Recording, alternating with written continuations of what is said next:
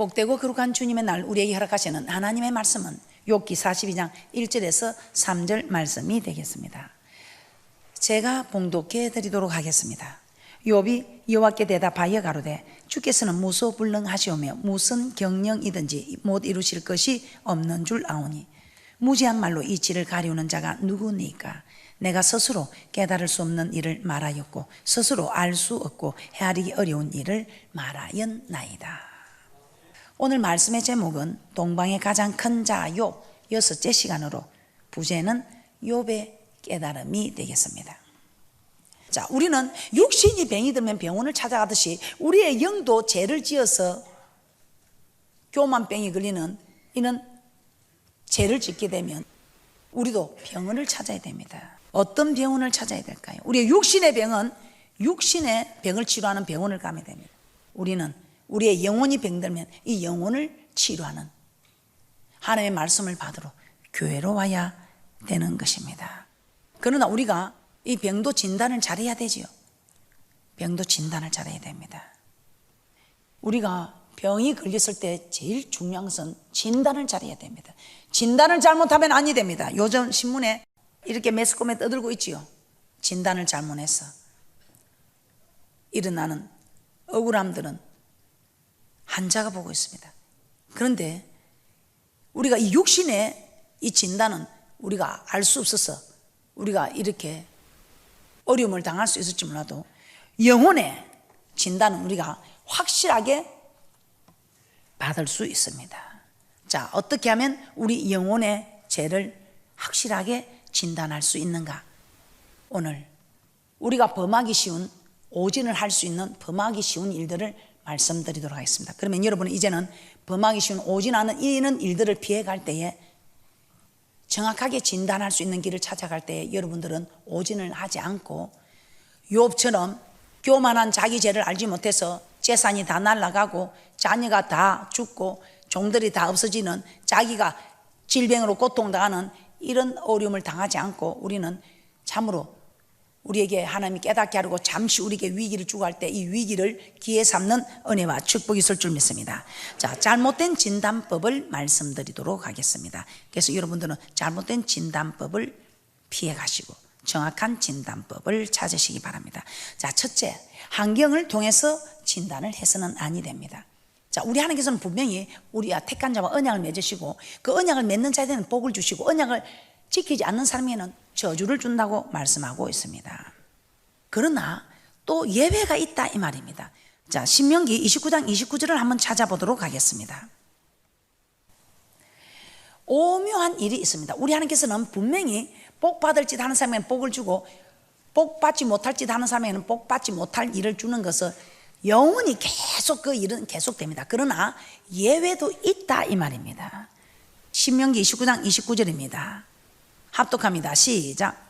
오묘한 일은 우리 하나님 여호와께 속하였거니와 나타난 일은 영구히 우리와 우리 자손에게 속하였나니 이는 우리로 이 율법의 모든 말씀을 행하게 하심이니라. 자, 나타나는 일은 영구히 우리와 우리 자손 사이에 하나님이 복 받을 짓 하는 사람에게 복 주고 저주 받을 짓 하는 사람에게 저주 주는 이 일은 영원히 우리에게 나타나게 되어 있습니다. 그러나 오묘한 일이란 말씀에 순종하는 사람이 속히 복을 받지 않고 저 말씀에 순종하는데 나는 왜 말씀에 순종하는데 빨리 복을 받아야 되는데 빨리 복을 받지 않고 오히려 어려운 일이 생기는가?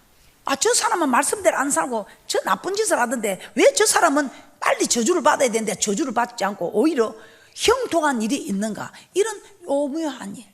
마치 우리가 우리 생각에는 우리 철없는 아이는 아빠 엄마한테 칼을 달라면 주면 그게 자기에는 좋은 것 같으나 부모가 볼 때는 아직 칼을 줘서는 안 된다 싶을 때 그 어린아이는 이해가 되지 않는 마치 우리도 그런 오묘한 일들은 있을 수 있다 이 말입니다. 그래서 말씀대로 살았는데 복을 받기 전에 고난을 잠시 받는 일도 있을 수 있고 아, 저 사람은 말씀대로 살지 않는데도 왜 저 사람은 저렇게 형통하지?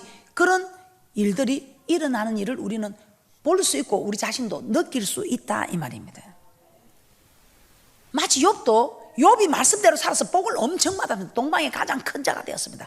그러나 그가 하나님보다 자기가 더 어떠한 교만병이 걸린 것을 자기가 몰랐습니다. 그럼에도 불구하고 우리 하나님이 욥에게 그 적시로 욥에게 재앙을 내린 거 아닙니다. 그래도 욥이 법을 지켜서 잘 사니까 복이 좋아서 욥이 돌이키도록 기다리고 기다려 주셨습니다. 우리도 마찬가지입니다. 우리가 죄 좀 짓는다고 즉시 재앙을 안 내릴 수 있습니다.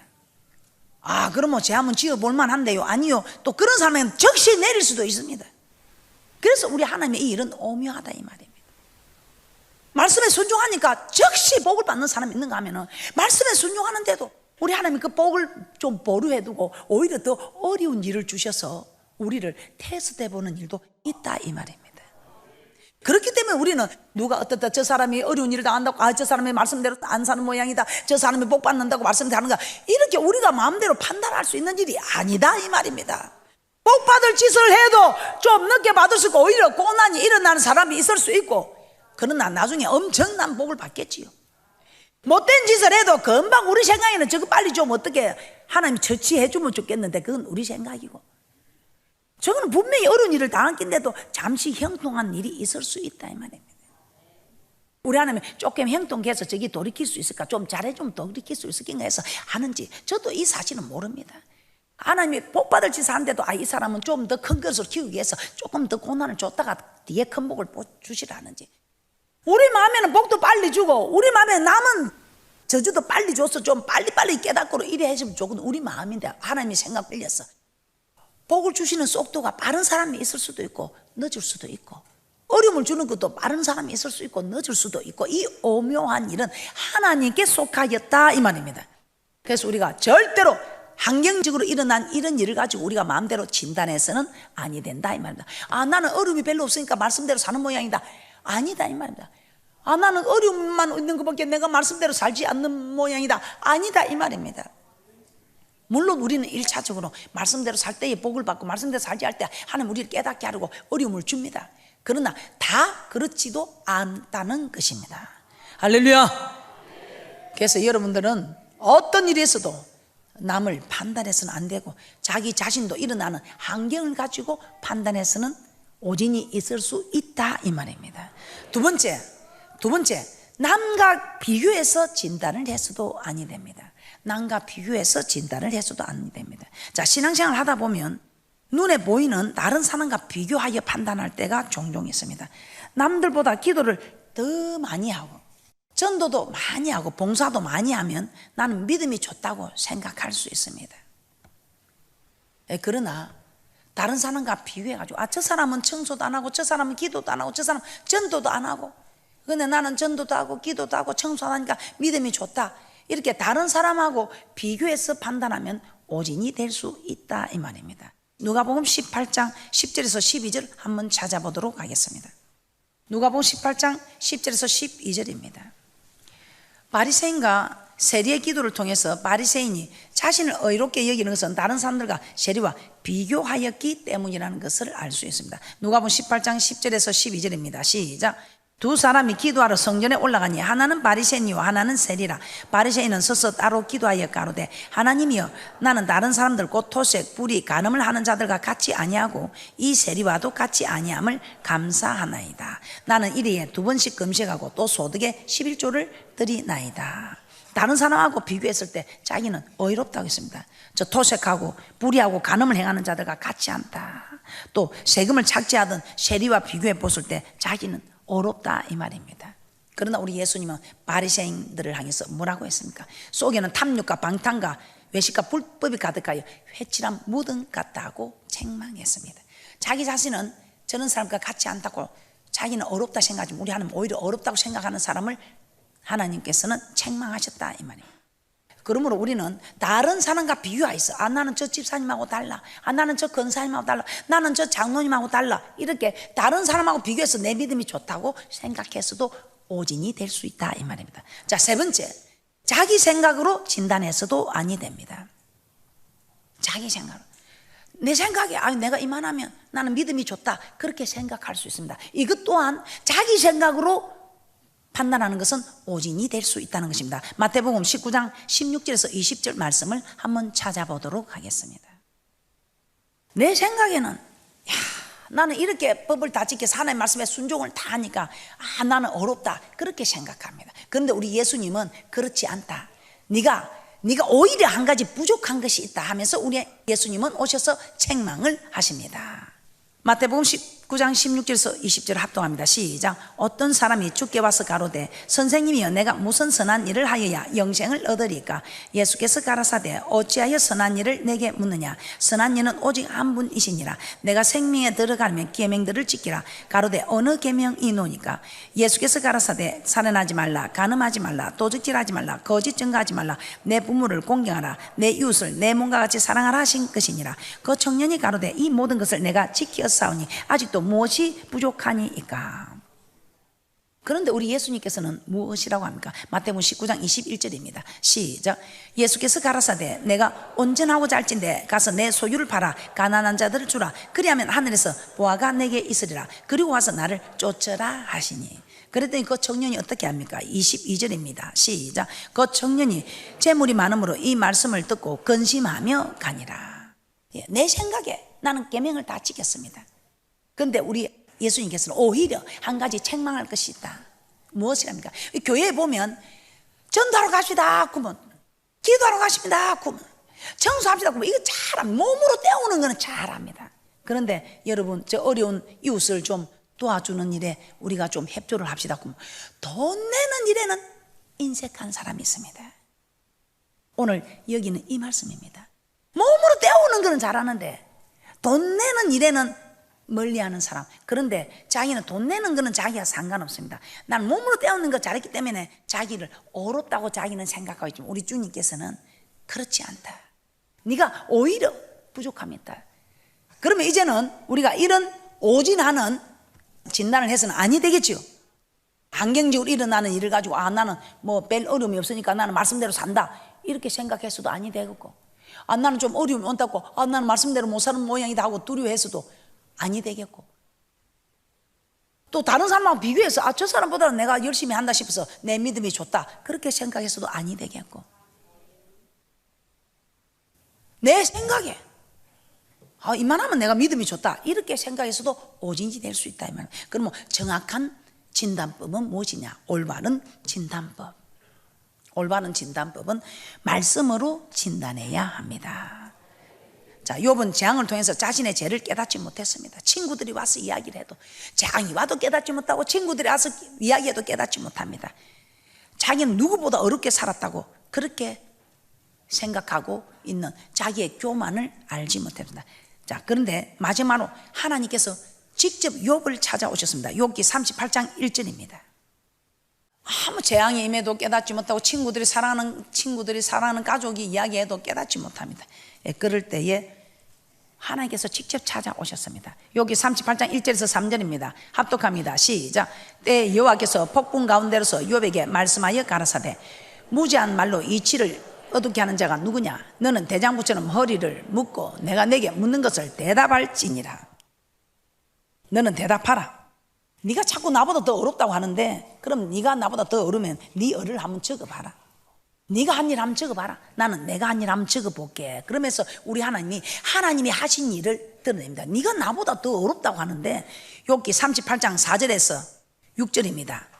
합독합니다. 시작. 내가 땅에 기초를 놓을 때에 내가 어디 있었느냐? 내가 깨달아 알았거든 말할지니라. 누가 그 도랑을 정하였었는지, 누가 그 준성을 그 위에 띄었었는지 내가 아느냐? 그 주초를 무엇에 세웠으며 그 모퉁이 돌은 누가 놓았느냐? 아멘. 그럼 내가 천지 만물 창조할 때 네가 뭐 한 게 하나 있나 한번 이야기해봐라. 땅에 기초를 놓을 때 내가 어디 있었느냐?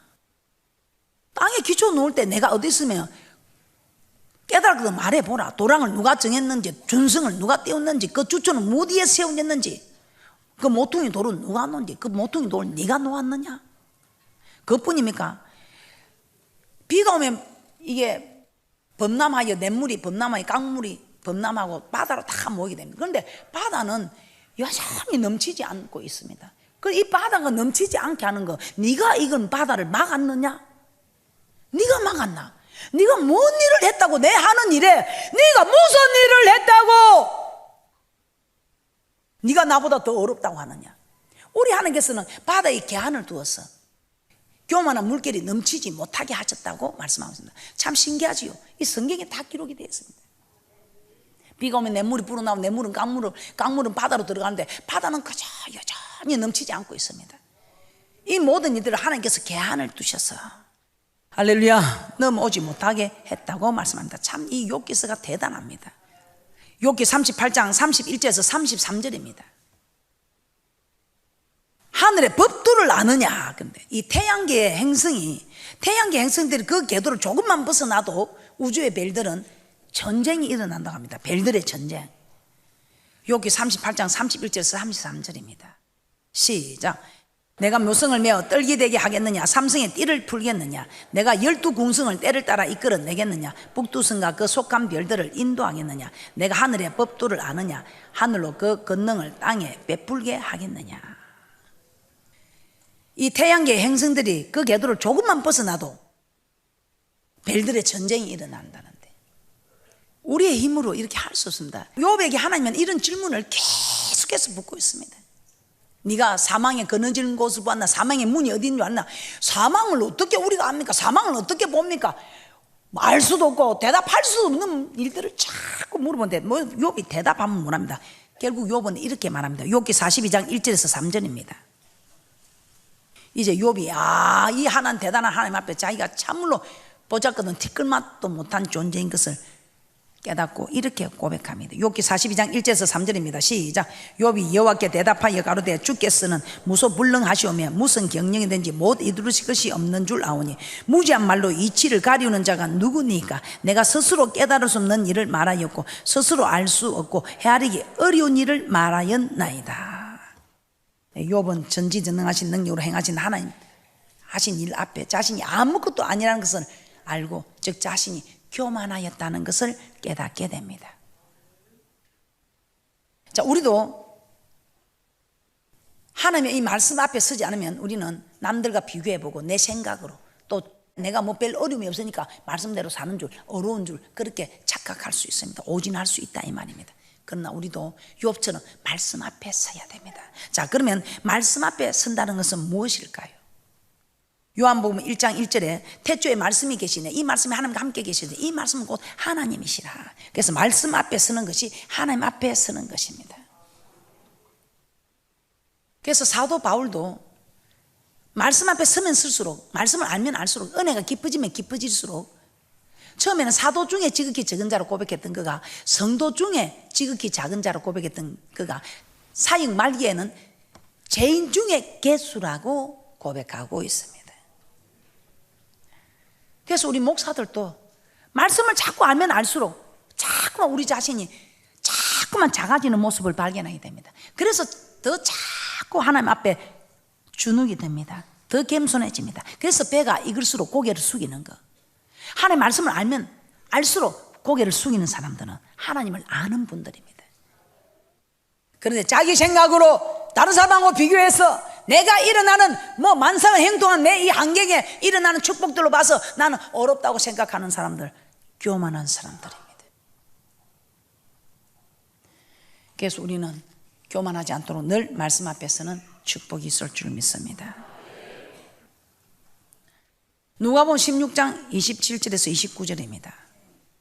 그럼 우리는 말씀 앞에 서야 됩니다. 말씀 앞에 서게 되는 것은 무엇일까요? 우리가 성경 말씀을 읽기도 해야 됩니다. 그런데 누가복음 16장 27절에서 29절에서는 또한 이렇게 말씀하고 있습니다. 오늘 누가복음 16장에는 이 부자와 이 나사로 이야기가 나오고 있습니다. 부자도 죽고 나사로도 죽어서 아브라함 품에 안겨 있는 이 나사로에게 이 부자는 자기는 이렇게 예수를 섬겨서 천국에 가자 해도 그 말을 듣지 않고 자기 하고 싶은 대로 하고 살았는데 자기 동생 5도 나처럼 이렇게 살고 있으니까 이제 정말 예수를 잘 섬겨서 천국 오게 해달라고 저 나사로 좀 보내서 하나님 우리 형제 5도 나처럼 이 지옥 불구덩이에 오지 않게 해주소서. 않게 우리 하나님께서는 뭐라고 합니까? 야야 나사로가 죽었다가 살아서 돌아가도 안 믿는다. 지금 모세와 선지자들에게 듣지 않으면 죽은 나사로가 가서 이야기해도 안 듣는다 이 말입니다. 자, 누가복음 16장 27절에서 29절입니다. 시작. 가로되 그러면 구하오노니 아버지여 나사로를 내 아버지 집에 보내소서. 내 형제 다섯이 있으니 저희에게 증거하게 하여 저희를 이 고통받는 곳에 오지 않게 하소서. 아브라함이 가로되 저희에게 모세와 선지자들이 있으니 그들에게 들을지니라. 아브라함 품에 안긴 나사로를 보고 부자가 그렇게 간구합니다. 그때 아브라함이 아니다. 지금 모세와 선지자들에게 듣지 않으면 나사로가 살아서 가도 듣지 않는다. 자, 이 모세는 율법 하나님 말씀을 뜻합니다. 그리고 선지자들은 그 율법을 전하는 주의 종들, 오늘날 목사들을 뜻합니다. 그래서 오늘 제가 이렇게 말을 해도 듣지 않는 사람은 죽은 자가 살아봐도 듣지 않습니다. 오늘 이 말씀을 보고도 믿지 않는 사람은 죽은 자가 살아와서도 믿지 않는다고 말씀하고 있습니다. 오늘 우리는 우리의 육의 상태가 어떤가 병원을 찾듯이 우리의 영적 상태가 어떤가요 말씀 앞에 서야 합니다. 오늘 이 욥은 자기가 그렇게 재앙을 당해도 알지 못했습니다. 그런데 말씀 앞에 서게 됐을 때 그는 깨닫게 됩니다. 욥기 33장 29절에서 30절 보고 마치도록 하겠습니다. 오늘 욥에게 이런 재앙을 내리신 이유는 제3 이런 일을 행한 것. 자녀들이 죽고 물질이 날아가고 종들이 죽고 또 자기 몸에 악창이 생기는 이런 제3 여러 가지 이런 재앙이 생긴 이유는 욥의 영혼을 치료하기 위하여 하나님께서 허락하신 일이었다 이 말입니다. 욥기 33장 29절에서 30절입니다. 시작. 하나님의 사람에게 이 모든 일을 제3 행하심은 그 영혼을 구덩이에서 끌어돌이키고 생명의 빛으로 그에게 비치려 하심이니라. 우리는 말씀 앞에 서야 됩니다. 재앙을 내려도 깨닫지 못하고 친구들을 보내도 깨닫지 못한 이 욥도 하나님 앞에 섰을 때에 말씀 앞에 섰을 때에 깨닫게 되었습니다. 우리도 이렇게 욥처럼 재산이 날아가고 자녀들이 죽고 병이 들고 이렇게 해서 깨닫게 되겠습니까? 아니, 말씀을 통해서 깨닫게 되므로 다른 사람하고 비교하지 말고 자기 생각으로 자기 자신을 판단하지도 말고 환경에 일어나는 일들로 통해서 자기를 진단하여 오진하는 일이 없이 말씀 앞에 서게 돼서 주의 종을 통해서 정확하게 진단하시고 이런 어려운 일들을 만나기 전에 오히려 더 많은 복을 받아 누리는 축복이 있으시기를 주님의 이름으로 축복합니다.